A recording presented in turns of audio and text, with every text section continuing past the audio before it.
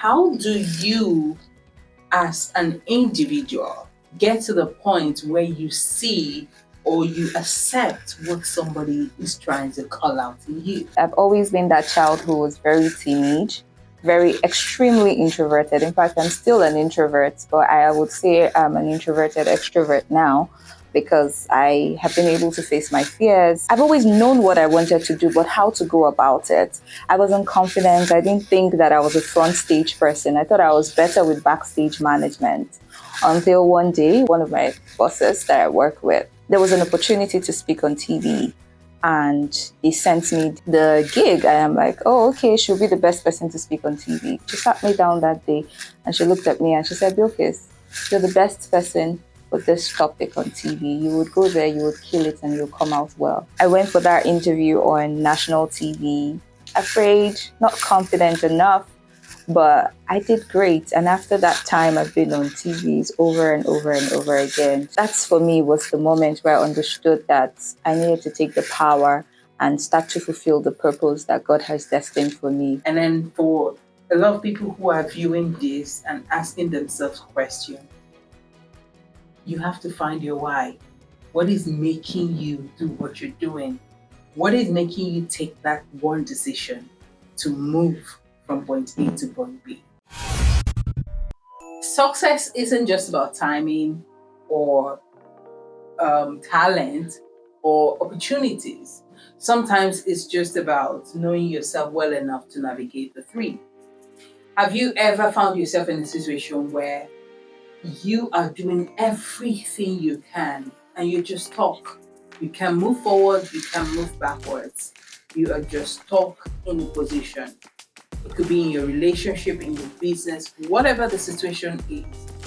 Sometimes it's not what you do extra. Sometimes it might just be to sit down, look inward, and understand yourself better for that situation to move forward. Today we are talking about the power of self-awareness in achieving success. And I am not alone. I told you I'll be having some guests coming from time to time. And today we are having an amazing woman.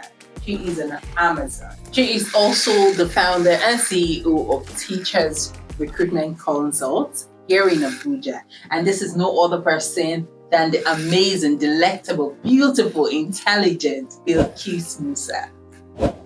Hi, Bilkis. Hi, Chioma. Oh, it's so nice to see you. It's so nice to have you here. Thank you. It's always a pleasure. Like I said, I met Bilkis in church, Family Worship Center, Wuye. And whenever we see in church, we just say, hi, hello, she's so pretty. Oh my God. And then I didn't even know what she was about. It was just hello and hi. Fast forward till I stumbled into her social media handle and I saw how powerful and packed this woman is. I said, I have to bring her here. You'll have to hear from her.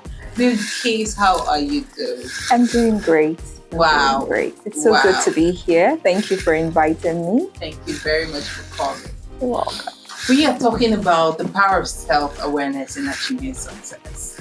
What does that mean to you? Self-awareness. For me, self-awareness is understanding yourself, discovering who you are, understanding your SWOT, your strength, your weakness, your opportunities and your threats. So that's what self-awareness is, understanding your emotions, how you relate with other people and how your emotions affect people around you and the world. So that's basically what self-awareness is. That is very powerful. Understanding your SWOT. You have to understand your strength, your weakness, and your opportunities and threats. And your threats. Yes. You know, a lot of people tend to want to understand their strength, but run away from their weakness because they feel it makes them vulnerable. Yeah. But when you understand what your weaknesses are, you'll be able to navigate it. Yeah. Right? Yes. I like that. Understanding your SWOT. Okay. Is it? Could you please share with us, if you're okay with that, share with us a situation how you got to this Bilkis that we know now, who understands herself, who is self-aware. Was there something in your life that got you to that point, or have you always known? Well, I haven't always known. So when I got the topic, I was like, I feel like I'm the best person for this particular session because I've always been that child who was very teenage, very extremely introverted. In fact, I'm still an introvert, but I would say I'm an introverted extrovert now because I have been able to face my fears. I'm self-aware. I understand myself well enough. So when I saw the topic, I'm like, coming from a place of not understanding who you are. I've always known what I wanted to do, but how to go about it. I wasn't confident. I didn't think that I was a front stage person. I thought I was better with backstage management. Until one day, one of my bosses that I work with, there was an opportunity to speak on TV. And they sent me the gig. I am like, oh, okay, she'll be the best person to speak on TV for that because I was good at backstage management. I was the brain behind most of the work that comes out there, but I didn't want to be at the forefront of affairs or anything. And she said to me, she sat me down that day and she looked at me and she said, Bilkis, you're the best person for this topic on TV. You would go there, you would kill it, and you'll come out well. Wow. I am like, oh, okay. Wow. And she's like, this leadership you've been running away from, you're going to wear your leadership crown. You're going to lead people. You're even going to help people become leaders, which is what I'm doing today. I went for that interview on national TV, afraid, not confident enough, but I did great. And after that time, I've been on TVs over and over and over again. So that's for me was the moment where I understood that I needed to take the power and start to fulfill the purpose that God has destined for me, which is leadership, which is to be at the top. Wow, you have said a lot just in that sentence, answering that question, you have said a lot of power packs, lot of messages, right? The first thing I heard you say was that somebody saw something in you and called it out. Yes. Right? Yes. How do you, as an individual, get to the point where you see or you accept what somebody is trying to call out in you? Because I've seen a lot of people who are not self-aware. They don't know who they are. They are stuck in a situation.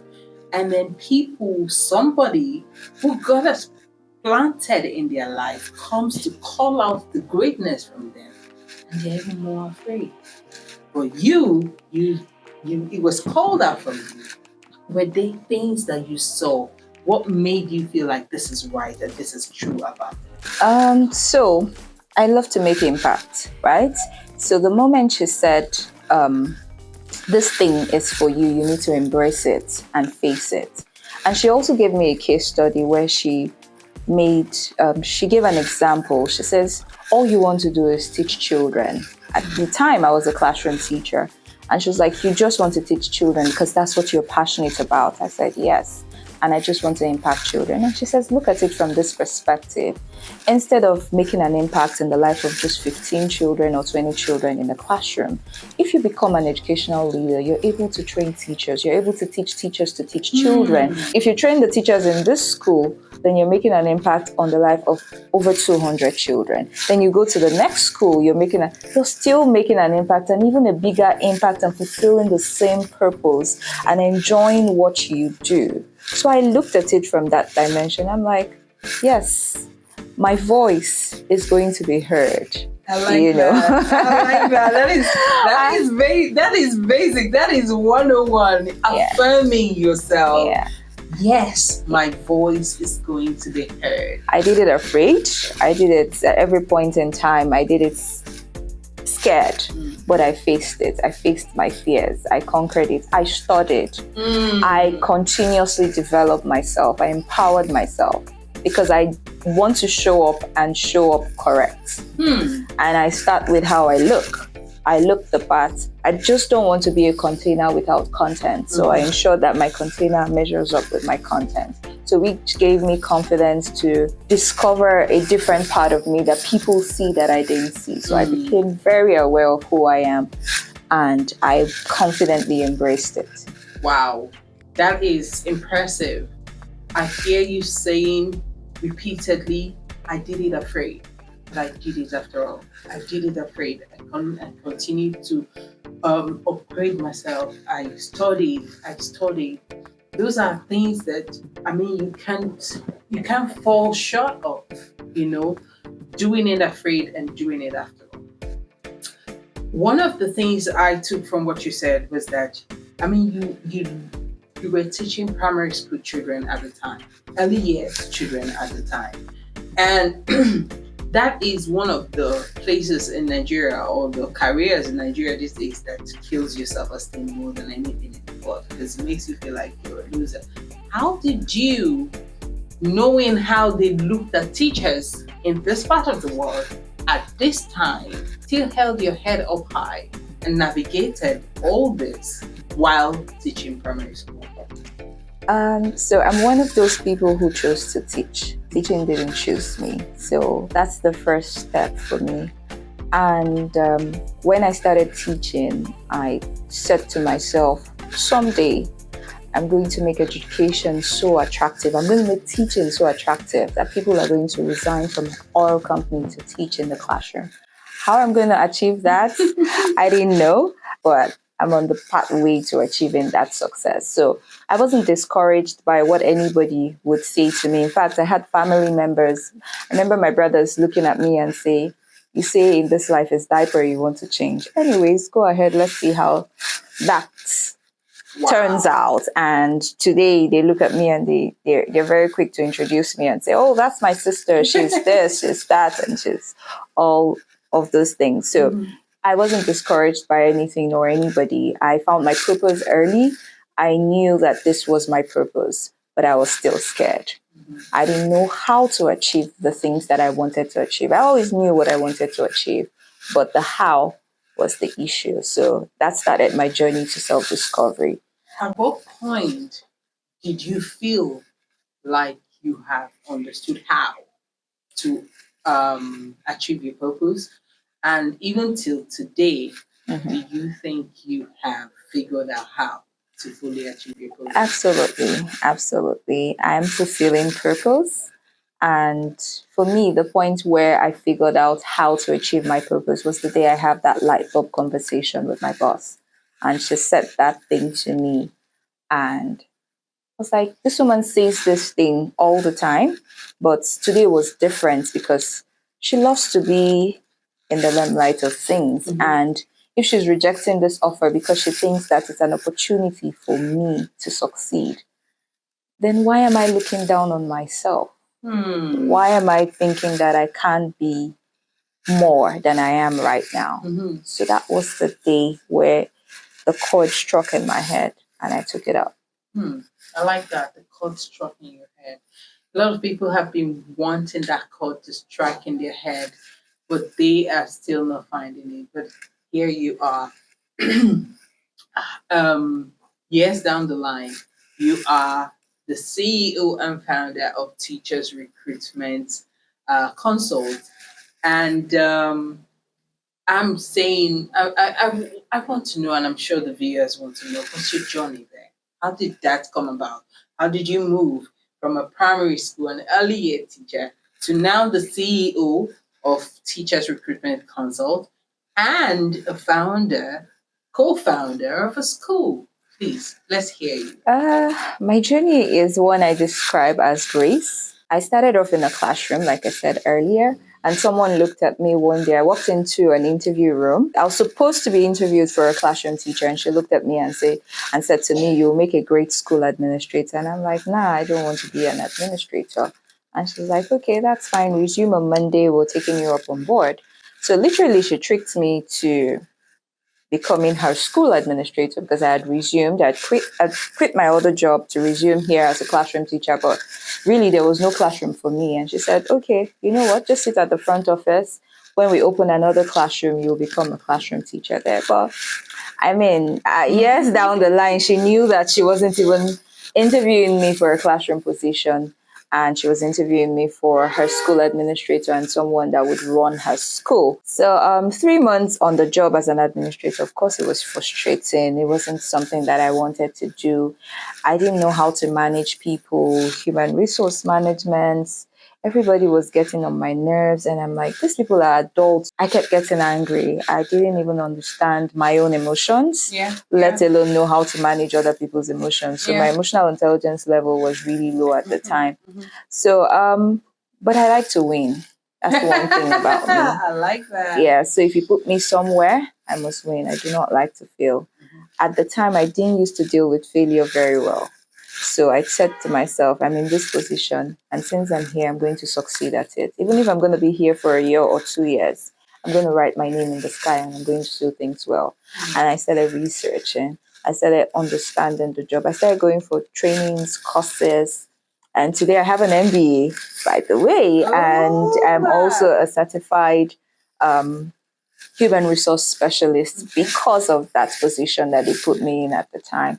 So for teachers recruitment consults, for every time as a school administrator we needed to hire, we kept hiring round pegs and square holes. We didn't have square pegs that fit into square holes. And I said to myself, I'm sure that if we are struggling with this in our school, then so many other schools are struggling with it. How do we ensure that people get square pegs that fits in square holes? And boom, teachers recruitment consults came. And when I researched it, I saw that I was the first teacher recruitment agency in Nigeria. There were other teachers recruitment agency outside the country, but there wasn't anybody doing it in Nigeria at the time I started. And I registered it. And the rest is history. At the heart of everything you're saying, I keep hearing you say research, get better, take courses, do better. You know, you moved from having a comfort zone to trying yourself and your hands in an uncomfortable place. And when it looked like it was tough enough, you wanted to do better. You had a can do attitude, I want to win it attitude. Yeah. And that was your why. And that was your why. You found your why, stay close to it. I want to win. I do not want to go through this place and not write my name in here. And that was enough for you, right? And then for a lot of people who are viewing this and asking themselves questions, you have to find your why. What is making you do what you're doing? What is making you take that one decision to move from point A to point B? Hers was, I want to win. That's enough for her. And look at today, she is thriving, you know. And it's the fact that you took the challenge. It was a challenge for you. It wasn't you weren't a fish in the water at that point. You were comfortable being a teacher, which is beautiful, by the way. Which is beautiful. Because I am still a teacher. I know, I love teachers. I love teachers because I can't do what they do. But the life of me, I don't have the patience, you know. Probably start pulling my hair off with these children, but it's the grace that they have, and you're here gracefully doing it. And years down the line, you have started the teachers recruitment consult. And another thing I'm hearing from what you're saying is that you found a need. You needed teachers that fit different positions, and they were right for it. You saw a need and you decided to fill the need. And I tell people all the time, there are needs in your environment. There are things for you to do. If you don't say, oh no, this is not for me, this is for them. That's one of the things that I see happening. People pushing away opportunities that is lying down. Remember we had said success is not just the talent, the timing, or the opportunity. It is knowing yourself enough to be able to fit into or navigate this. So I like the fact that you have been able to do that. So moving forward, what would you say to the viewers out there who are listening, who are struggling? Because this is what Minding Your Tomorrow is about. Minding Your Tomorrow is a channel where we sit down and discuss issues of life, how we were able to navigate it, so that it can just help another person. And people are struggling, depression, going through a lot of mental health. But somebody needs to say this in the language they will understand. So please listen. So for that person who is struggling, I I would say what I started doing with the people I'm working with, or the people I've worked with over the years. You need a mentor. When we started, we had no clue about mentorship, but you need a mentor. You need someone who's going to handhold you through the process. A mentor helps you go fast. It helps you not make the mistake that they made. So with people like us, we made the mistake and learned from our mistake. But people who have mentors are able to learn from their mentors. Your mentor can help you discover a part of you that you don't even know that you have.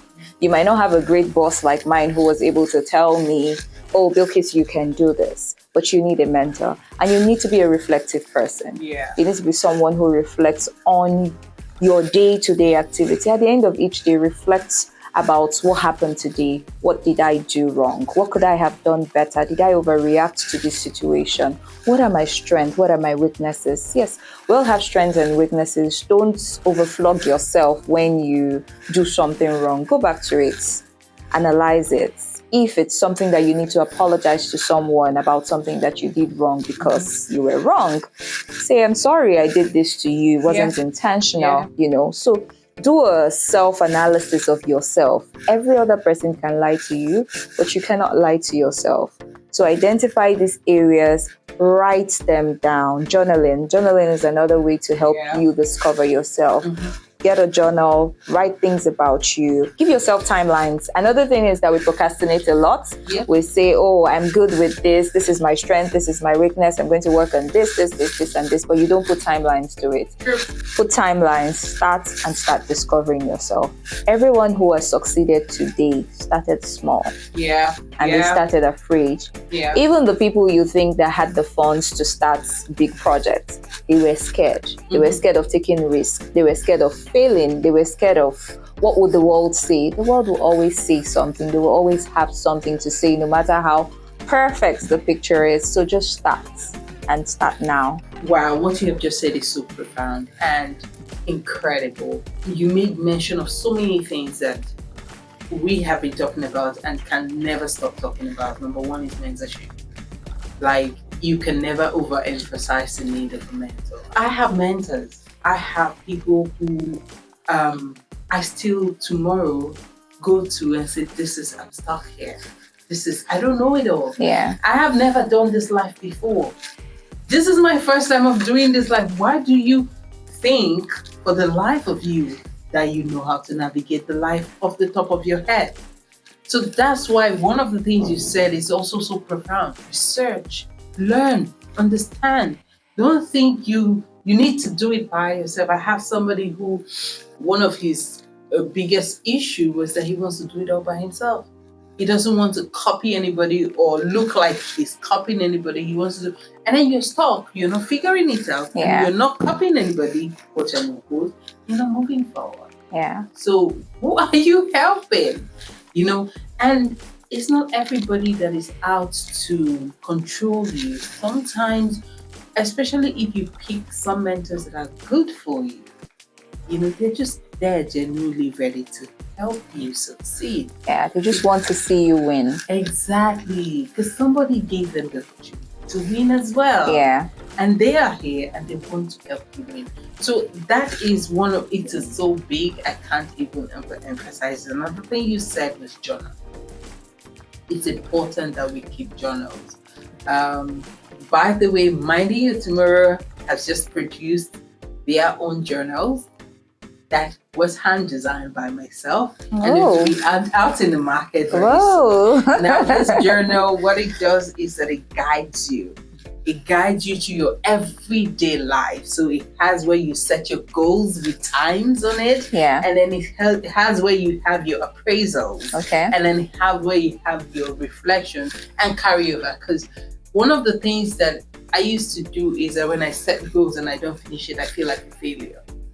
But what we have done with the journal is to tell you, you haven't failed by carrying over goals. Yeah. It's okay to look and say, okay, I couldn't do this today. I can't take it up tomorrow. Yeah. And this is it's called the Visionary Journal by MYT, and we are coming to your space very soon. However, I agree with you, that can never be overemphasized. And It has been incredible having you on our show today, talking about self-awareness and having to talk this with a lady who is fully self-aware. I know, I can see that. And thank you, Bilkis. You're welcome. Thank you. I'm looking forward to more things that you're going to do out there. I'm looking forward to you conquering the world. Yeah. And making sure that people leave oil company jobs to come to teaching. Yes, that's the goal. And I'm definitely going to achieve that. I believe you. I actually believe you. This is attainable. Thank you very much. And that is our take today on Minding Your Tomorrow. It has been a delight having Bilkis Musa here and speaking her truth. I love the fact that she was just, real and vulnerable to us, telling us her journey and how she navigated. Is that you? Are you stuck? Are you feeling unsure? I think the answer might just be lying in you, figuring out who you are. That's all I can take today on Minding You Tomorrow. My name is Choma Ezani, and see you next time. Peace out.